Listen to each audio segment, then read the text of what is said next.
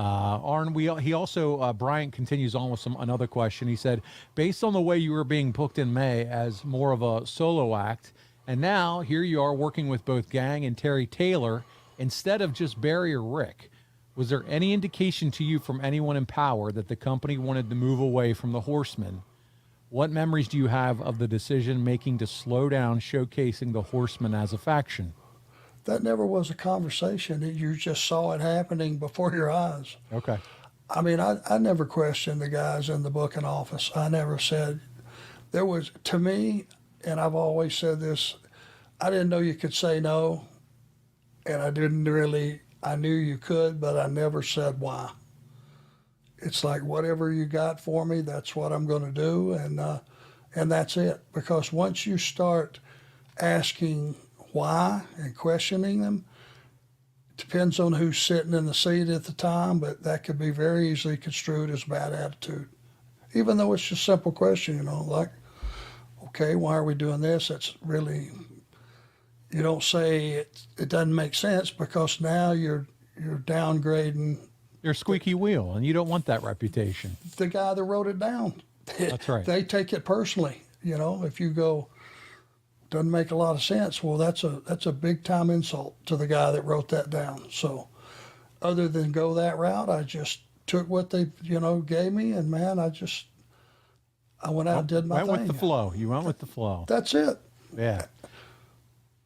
Well, we're going to move on from some of the politics and booking decisions and talk about something every wrestling fan listening to this podcast can appreciate, and that's a television title, buddy. Because following your loss to Bobby at Super Brawl, you tried to recapture your title from him on June 8th, 1991.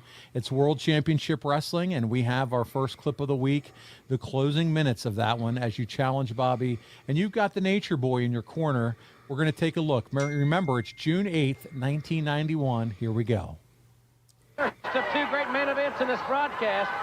As a little bit later in today's program, we'll be bringing you Flying Brian and Dustin Rhodes to take on a one-man gang and Barry Windham. So stay right here with us on TBS. And I don't care where you look, not in this country, not in Japan, not anywhere on this planet will you see two more finely tuned grapplers than Double A Arn Anderson and Beautiful Bobby. This is wrestling like it ought to be. And the Nature Boy looks on. I'm sure he'd love to see not only Arn Anderson regain the TV title, but also to incapacitate Eaton prior to this Wednesday night's Clash of Champions. He's going to finish him off right here. The enforcer. Went for a high-risk move, but he did not make a trip to the pay window. Perhaps a trip to the dentist is more appropriate for Arn Anderson at this point in time. Another kick to the face.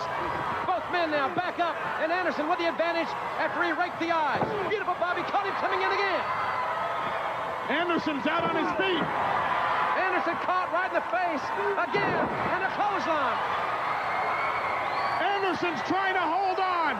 He's trying to use his instincts just to survive. 10-minute time limit in this one.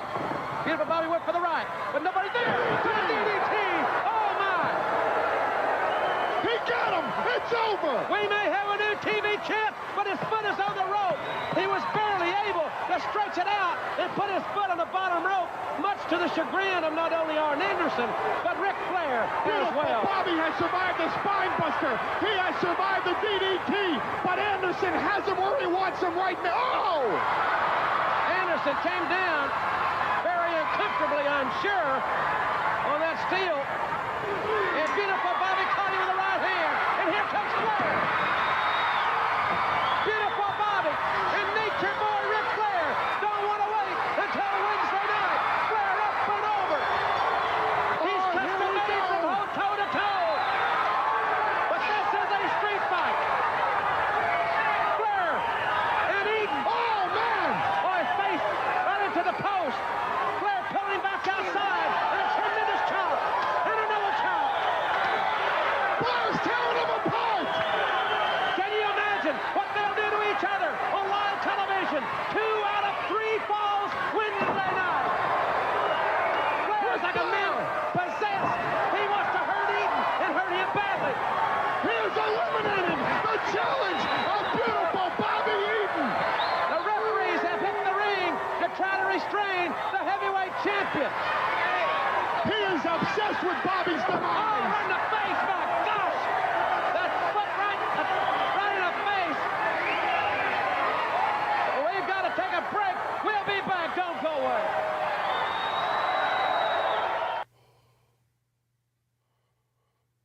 Arn, you wouldn't win this one, but man, that push is on with Bobby. Now they're elevating him to a 2 out of 3 falls match with Flair at Clash 15. You got to appreciate the aggression. I just saw out of Flair, that's about as aggressive as you can be. Brother, if it made you want to see that match, that would do it. Bobby sold his ass off, and Rick kicked the shit out of him. He did, man. That's about as aggressive as I've ever seen Rick.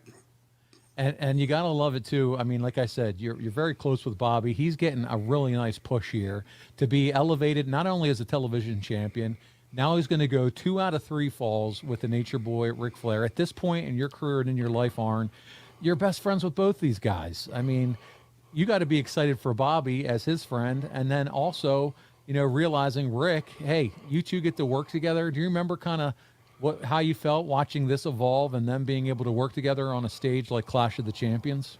Yeah, I mean, it was a great vehicle, our match, to lead to Rick's match, and that it's real simple. You got me out of the way, and, once Flair hit the ring, that's your DQ, match is over, but the whole focus moved to Rick and Bobby.